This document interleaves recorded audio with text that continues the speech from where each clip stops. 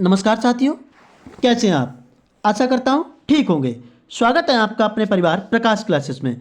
मैं आपके लिए सीडीपी की प्रैक्टिस लेकर आया हूं, जो आगामी एग्जाम के लिए बेहद इंपॉर्टेंट होने वाली वीडियो है। आपको वीडियो पसंद आए तो वीडियो को लाइक करें, शेयर कर दें, चैनल को सब्सक्राइब कर लें। बिल्कुल मुफ्त में तैयारी, कोई भी चार्ज नहीं भैया। हम ऐसे ही आपकी तैयारी हर एग्जाम की कराएंगे। कोई भी फालतू की बात नहीं करते हैं वीडियो में, ओनली कंटेंट की बात करते हैं। चलिए तो स्टार्ट करते हैं बिना समय गवाए हुए। पहला क्वेश्चन आपकी स्क्रीन पर, पूरी वीडियो को वॉच करें भैया, बेहद इंपॉर्टेंट क्वेश्चंस लिए गए हैं। भाषा विकास के लिए सबसे संवेदनशील समय निम्नलिखित में से कौन सा है? वयस्क अवस्था, प्रारंभिक बचपन का समय, जन्म पूर्व का समय या मध्य बाल्यावस्था। संवेदनशील की बात करते हैं तो बच्चे को बिल्कुल किसी के प्रति संवेदना दर्शाना ही संवेदनशील कहलाता है। फिलहाल ये क्या कहलाता है? प्रारंभिक बचपन का समय कहलाता है, जो बचपन का समय होता है 0 से 2 वर्ष का होता है। ठीक है साथियों, ये भी आप ध्यान रखेंगे। अगला क्वेश्चन आपकी स्क्रीन पर, विकास कभी ना समाप्त होने वाली प्रक्रिया है। यह विचार किससे संबंधित है? क्या निरंतरता का सिद्धांत है, अंतः संबंध का सिद्धांत, अंतः क्रिया का सिद्धांत या एकीकरण का सिद्धांत? अंतः संबंध का मतलब होता है कि एक दूसरे से रिलेशन होना, और अंतः क्रिया का मतलब होता है एक क्रिया होने पर दूसरी क्रिया का समझ में आना। क्या होगा? विकास कभी भी ना समाप्त होने वाली प्रक्रिया है। इसका मतलब जब बच्चा जन्म लेता है और मृत्यु तक कुछ ना कुछ सीखता रहता है, यानी निरंतर चलने वाला सिद्धांत है। वीडियो आपको पसंद आए तो प्लीज लाइक जरूर करें। किस अवस्था में बच्चे अपने समवयस्क समूह के सक्रिय सदस्य हो जाते हैं? क्या प्रौढ़ावस्था, किशोरावस्था, बाल्यावस्था या पूर्व बाल्यावस्था? आपसे बाल्यावस्था की एज पूछी जाए तो एज जो होती है वो 6 से 12 वर्ष तक होती है। कहाँ तक भैया? 12 वर्ष तक होती है, ये भी आप ध्यान रखेंगे। किशोरावस्था जो होती है वो 12 से 18 वर्ष होती है, ये भी आप ध्यान रखना। फिलहाल सक्रिय सदस्य हो जाते हैं तो ये आपका वी करेक्ट हो जाएगा, यानी आपको जहां सक्रिय दिखे तो आप वी लगा देना, बिल्कुल बाकी मुझ पर छोड़ देना भैया। अगला क्वेश्चन आपकी स्क्रीन पर, अवधारणाओं का विकास मुख्य रूप से किसका हिस्सा है? सामाजिक विकास का, शारीरिक विकास का, बौद्धिक विकास का या संवेगात्मक विकास का? बौद्धिक विकास की बात की जाए का अर्थ होता है भैया बच्चे की सोचने की और तर्क करने की क्षमता का विकास करना, यानी 4 नंबर का राइट आंसर हमारा बौद्धिक विकास ही हो जाएगा, ये भी आप ध्यान रखना। अगला क्वेश्चन, मानव विकास कुछ विशेष सिद्धांतों पर आधारित होता है, तो बताइए निम्नलिखित में से कौन सा मानव विकास का सिद्धांत नहीं है? प्रतिवर्ती, सामान्य से विशिष्ट की ओर जाना, क्या अनुक्रमिकता का या निरंतरता का? तो ये तीनों सिद्धांत होते हैं, लेकिन प्रतिवर्ती सिद्धांत नहीं होता। प्रतिवर्ती का मतलब क्या होता है? प्रतिवर्ती का मतलब होता है भैया यानी कि विपरीत दिशा में चलना। क्या विकास कभी विपरीत दिशा में चलता है? एक चीज आपने इधर सीख ली तो दूसरी चीज ऐसे सीखेंगे, क्या एक दूसरे के विपरीत होगा? नहीं भैया। ठीक है, अगला क्वेश्चन आपकी स्क्रीन पर, सीखने का वक्र अभ्यास द्वारा सीखने की मात्रा, गति की प्रगति की सीमा को ग्राफ द्वारा प्रदर्शित करते हैं। यह कथन किसका है? रॉस, एबिंगहॉस का, स्किनर का या एमल विग्गी का? मैंने स्टेटमेंट से बहुत क्वेश्चंस लिए हैं, आप ध्यान रखना, बेहद इंपॉर्टेंट क्वेश्चन है, आपको एग्जाम में मिलेंगे ही। वीडियो को पूरा वॉच करें। फिलहाल 6 नंबर का जो राइट आंसर हो जाएगा वो एबिंगहॉस हमारा राइट हो जाएगा। अगला क्वेश्चन, अनुकूलित अनुक्रिया सिद्धांत किसके अनुकूलन पर बल देता है? व्यवहार पर, चिंतन, तर्क करना या अवप्रेरणा? अनुकूलित अनुक्रिया का सिद्धांत का मतलब होता है शास्त्रीय अनुबंधन का सिद्धांत, जो आपका पावलोव ने दिया था। ठीक है, ये भी आप ध्यान रखना। फिलहाल ये व्यवहार से संबंधित है, ये भी आप ध्यान रखेंगे। अगला क्वेश्चन आपकी स्क्रीन पर, निम्नलिखित में से मस्तिष्क की संरचना तथा कृत्यों में विभेदन का परिणाम होता है? तनाव, पिछड़ापन, डिस्लेक्सिया? यानी कृत्यों या विभेदन का परिणाम जो होता है वो डिस्लेक्सिया होता है। डिस्लेक्सिया का मतलब होता है पढ़ने में विकार होना।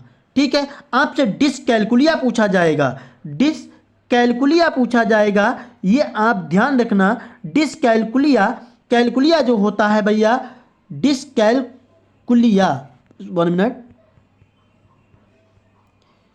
कैलकुलिया पूछा जाएगा डैश डिसकैलकुलिया, कैलकुलेशन की बात आ रही है तो ये गणित का विकार है।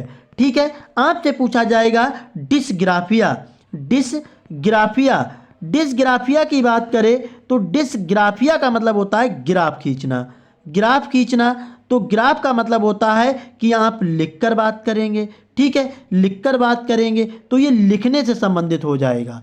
ठीक है, ये भी आप ध्यान रखेंगे। फिलहाल इस क्वेश्चन का राइट आंसर सी करेक्ट हो जाएगा। अगला क्वेश्चन, निम्नलिखित में से कौन सी प्रगतिशील शिक्षा की विशेषता है? केवल प्रस्तावित पाठ्य पुस्तकों पर आधारित अनुदेश आपको केवल केवल दिख जाए तो नेगेटिव पॉइंट होता है उसे हटा देना। परीक्षाओं में अच्छे अंक प्राप्त करने पर बल, परीक्षाओं पे अच्छे अंक प्राप्त नहीं करवाना है भैया। बार बार ली जाने वाली परीक्षाएं भी नहीं, समय सारणी पर बैठने की व्यवस्था में जो लचीलापन होगा वही प्रगतिशील शिक्षा की विशेषता होगी। अगला क्वेश्चन, प्रतिभाशाली शिक्षार्थी डैश डैश हैं? अपसारी चिंतक, बहुमुखी, बहुत परिश्रमी या अभिसारी चिंतक? तो ये प्रतिभाशाली जो होते हैं वो अभिसारी चिंतक होते हैं, यानी एक समस्या को कई तरह से हल करना अभिसारी कहलाता है और एक समस्या को एक ही तरह से हल करना अपसारी कहलाता है। ठीक है साथियों, जो प्रतिभाशाली होते हैं वो हमारे अभिसारी चिंतक होते हैं। अगला क्वेश्चन, बच्चों में प्रतिभाशीलता डैश डैश के कारण हो सकती है? एक संसाधन समृद्धि वातावरण, सफल माता पिता, एक अनुशासित दिनचर्या या आनुवंशिकता और वातावरण के बीच अंतःक्रिया? तो ये प्रतिभाशीलता जो होती है वो आनुवंशिकता और वातावरण के बीच अंतःक्रिया होती है। अगला क्वेश्चन, शिक्षा का अधिकार अधिनियम 2009 में निर्दिष्ट किया गया है कि कक्षा 1 से 5 तक यदि प्रवेश दिए गए विद्यार्थियों की संख्या 200 से अधिक है तो विद्यार्थी अध्यापक अनुपात क्या होगा? तो ये 200 से अधिक है यानी 40 पर 30 पर एक टीचर होता है, तो ये आप ध्यान रखना। 30 से इसे डिवाइड कर देंगे यानी कितना आएगा, कमेंट करेंगे। फिलहाल ये जो रेशियो 30 नहीं होता है, 40 का रेशियो होता है, तो कितना 40 का रेशियो हो जाएगा। ठीक है, अगला क्वेश्चन,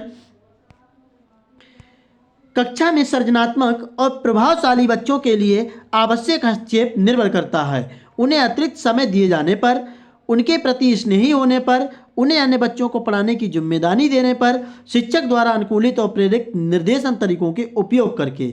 तो ये अनुकूलित, प्रेरक और निर्देशन तरीकों से उपयोग करोगे तो सृजनात्मकता बच्चों में उत्पन्न होगी।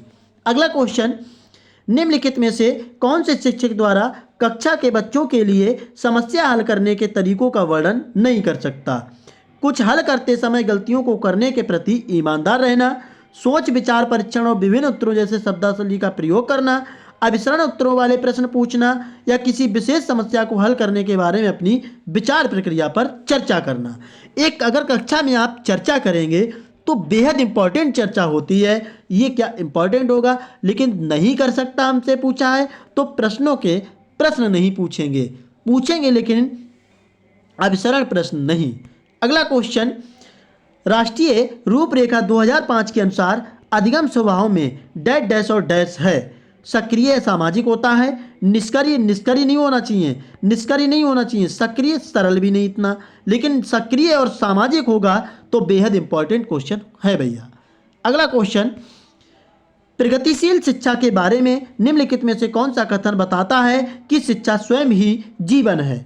स्कूलों की आवश्यकता नहीं है, बच्चे अपने जीवन के अनुभवों से सीख सकते हैं। स्कूलों में शिक्षा सामाजिक और प्राकृतिक दुनिया को प्रतिबंधित करे या जीवन सच्चा शिक्षक है। स्कूल शिक्षा को यथासंभव लंबे समय तक जारी रखना चाहिए। कमेंट करना है 16 नंबर का राइट आंसर क्या होगा। बिल्कुल भैया, यानी स्कूलों में शिक्षा सामाजिक और प्राकृतिक दुनिया को प्रतिबंधित करती है। अगला क्वेश्चन, कोहल वर्ग के सिद्धांत के योगदान के रूप में निम्नलिखित में से कौन माना जा सकता है? इस सिद्धांत में विस्तृत परीक्षण प्रक्रिया आए हैं। यह नैतिक तर्क और कार्रवाई के बीच एक स्पष्ट संबंध स्थापित करता है। उनका विश्वास है कि बच्चे दैनिक दार्शनिक हैं। उनके सिद्धांत के संज्ञानात्मक परिपक्वता और नैतिक परिपक्वता की बात कर ले तो कोहल वर्ग जाने जाते हैं। ठीक है, अगला क्वेश्चन, सृजनशील मौलिक परिणामों को अभिव्यक्त करने की मानसिक क्रिया है। उपरोक्त कथन किसके द्वारा दिया गया है? Skinner, James driver, Ross, crow and crow. सृजनशील मौलिक परिणामों की बात की जाए तो ये क्रो एंड क्रो हो जाते हैं। अगला क्वेश्चन, एक भाषा शिक्षक कक्षा में कविता का विवरण समझाकर कक्षा में कविता पढ़ा रहा है और छात्रों को स्पष्टीकरण से निष्कर्ष निकालने या व्यापक विचार करने के लिए कह रहा है। निम्नलिखित में से ये किसका उदाहरण है? आगमनात्मक तर्क होगा, निगमनात्मक तर्क, अवधारणात्मक या परिकल्पनात्मक परीक्षण होगा। स्पष्टीकरण और निष्कर्ष निकालने या व्यापक विचार करना है तो ये क्या होगा?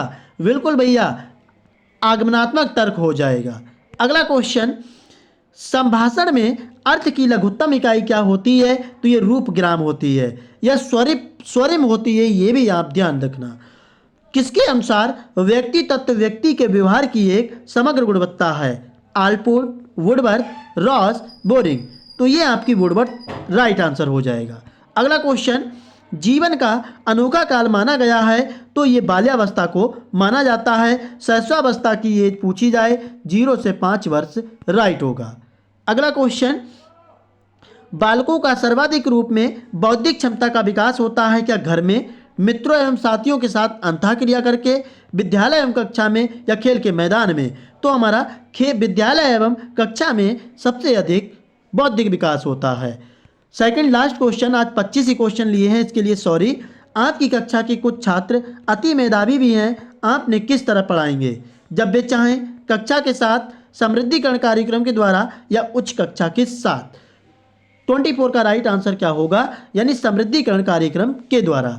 अगला क्वेश्चन, लास्ट क्वेश्चन इस वीडियो का, चरित्र का विकास होता है नैतिक द्वारा, बल एवं व्यवहार द्वारा, इच्छा शक्ति द्वारा? तो हमारा इन सभी के राइट आंसर होगा।